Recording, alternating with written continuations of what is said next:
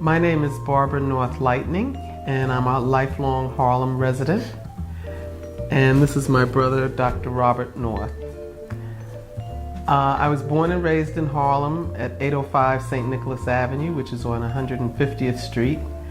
And I attended the Modern School, which was a black private school located on 152nd Street between Amsterdam and Broadway.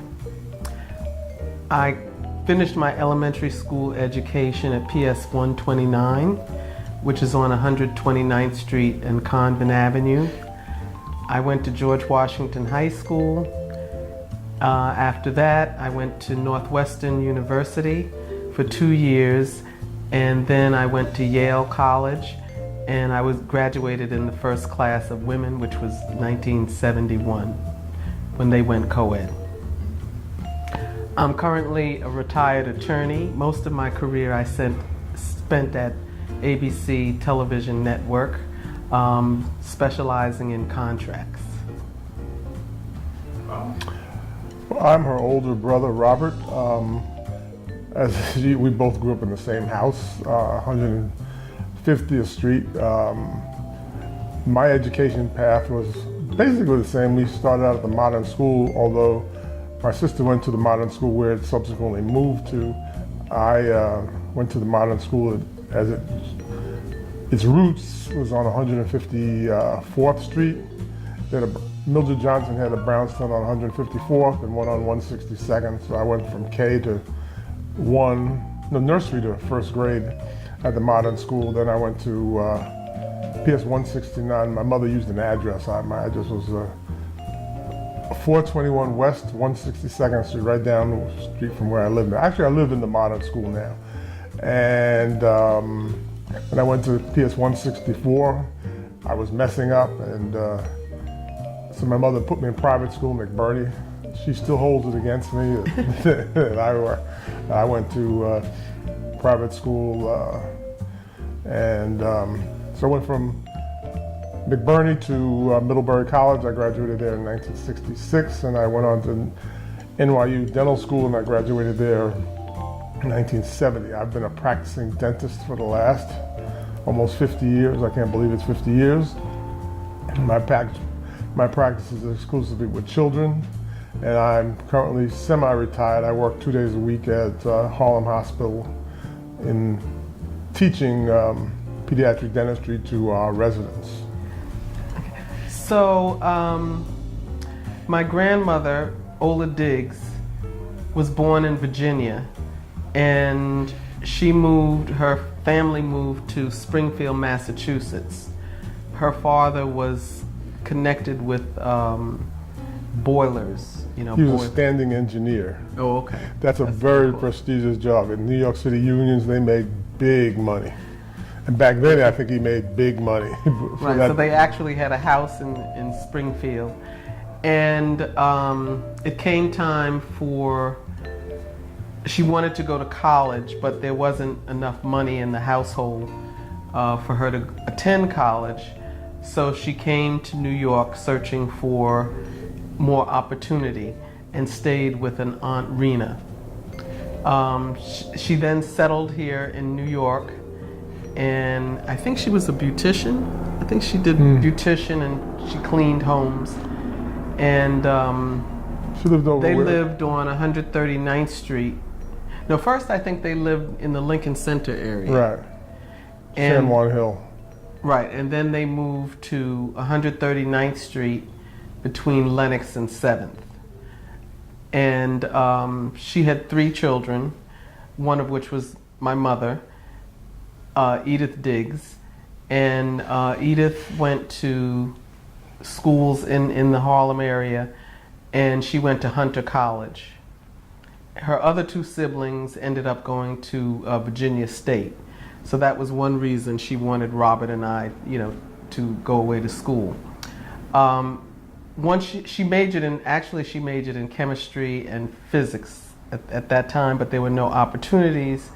So she went south, and she taught at Spelman University and Elizabeth City Teachers College. And then she met my father at Elizabeth City State Teachers College, where my father was a secretary to the president.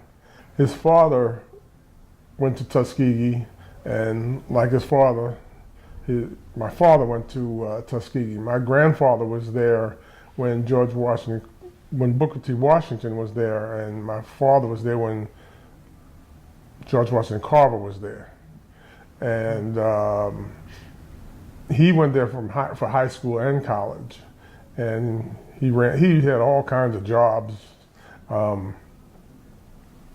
He ran the boilers, and he worked in the dining room, and did all kinds of little hustles to make it. After he and my mother married in 1941, they moved to New York and lived with my grandmother, to my father's chagrin. But anyway.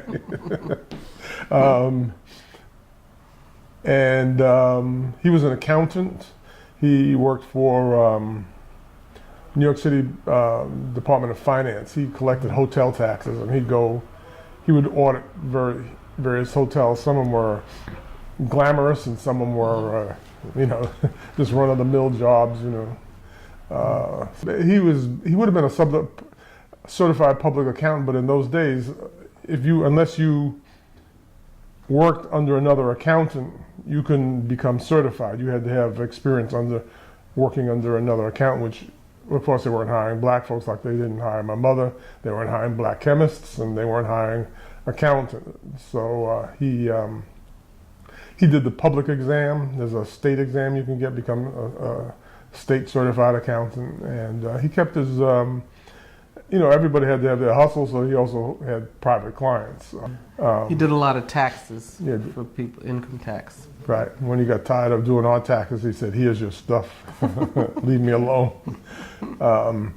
He retired. He was 61. He had about 35 years of retirement. We figured that he spent everyone's retirement. Because my mother died right after she retired, and then my father remarried Emelina Davis, and they were married just almost as long as my mother and father were married. So we always kid him about how he used up all the New York City pension system money as well as all the Social Security system money for being retired for 35 years, basically.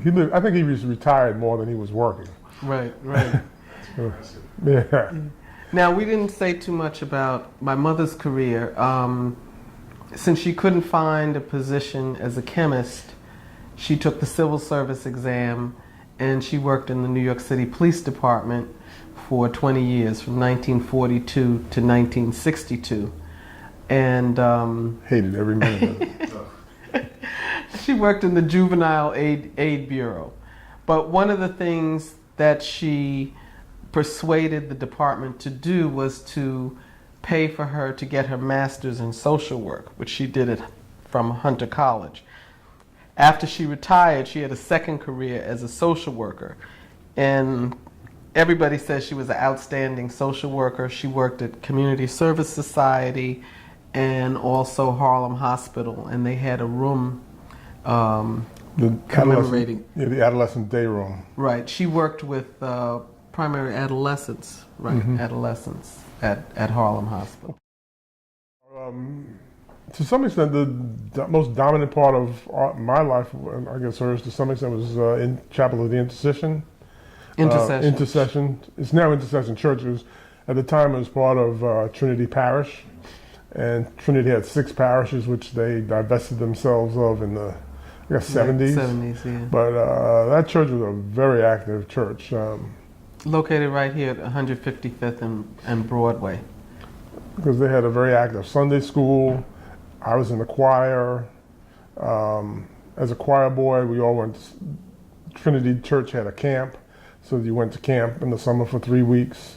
So when I went from school, usually ended up hanging out at the church, or you were in an activity at the church. So it was all my friends, everybody just went to the church. If you weren't in the church, Intercession, you usually had Minnesink, which was across the street. I assume they were where the North Presbyterian Church. I never did anything with the Minnesink, but I was always impressed that when they had their drum and bugle corps, they could fill up all of 155th Street, you know, with kids. So I think growing up, I think the church was the dominant part of my life. Yeah, I would agree with that. I also they had a Girl Scout troop, and they also had something called the Comrade Club. And when I was looking for a brownstone, one of the brokers mentioned this block. And I was saying, 153rd. I said, I know that block because we lived at 805 on 150th Street, and I was in the choir, and I had a very good friend that lived across the street. So I would walk through this block all my life, you know, until we moved later. So when they said 153rd Street, I remembered it was a quiet block. Just one other thing, and this is apropos to nothing, but I got married and joined Convent Avenue Baptist Church in the late 80s or early 90s. And we would, with Reverend Grant, the previous pastor who passed several years ago, he did, you know, what do you call it, marriage counseling.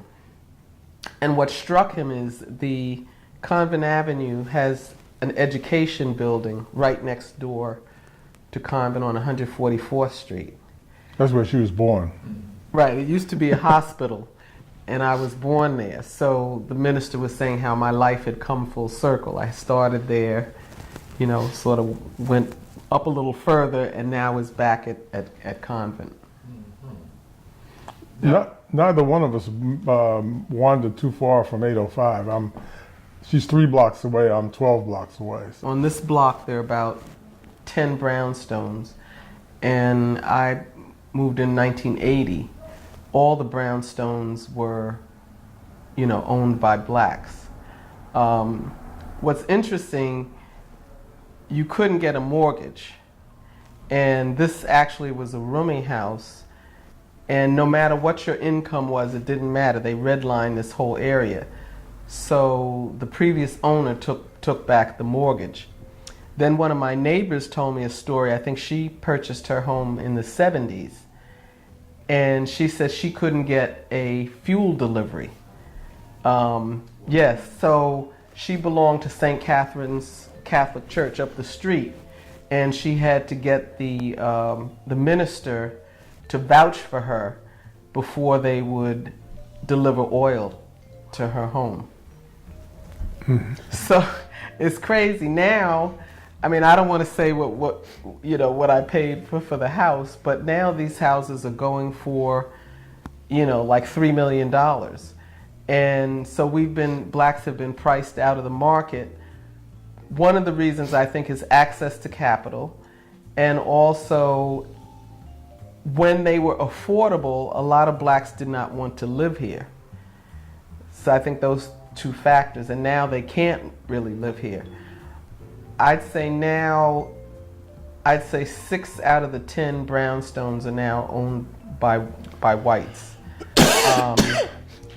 I don't really know, you know, they haven't really reached out. I don't see them really trying to become a part of the community. But I guess I'm at a different stage in life too, so I know they still have an annual block party here in August. And a lot of people, you know, go to that. But it's just not the same. I mean, a lot of the children have grown up now. So I find now that everybody plays the video games, the street is not as noisy. I mean, when my son was growing up here, he's 25 now, you know, all of us would be outside watching the kids run up and down the street and play games. You don't hear that now. It's even very quiet in the summer. So it's different. I'm not saying I don't, you know, I'm just adjusting to it.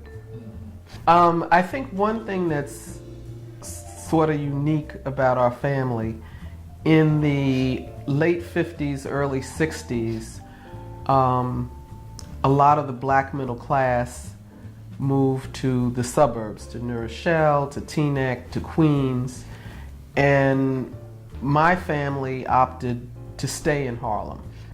I remember having to make a whole new set of friends because so many of my friends moved. And I remember telling my mother once, well, I want to move too. And she said, well, we're not moving, so get new friends. And now I'm glad that, you know, she stayed because we had the love of Harlem. I've always loved Harlem. Even after I became an attorney and I had opportunity to move downtown, I always felt that I could get more space and there was a sense of community. And I felt that even during the dark days, you know, during the whole crack epidemic, which I think probably the city was at its worst. But even then, I was never afraid because your neighbors watch out for you. I remember one time I got out of a cab on the corner and I must have dropped my wallet out of my pocket. And one of the known drug dealers comes over and he says, you dropped your wallet. And I was like, oh, thank you. So even with the drugs, there was still a sense of community because the people, you sort of knew who they were and they sort of protected the community.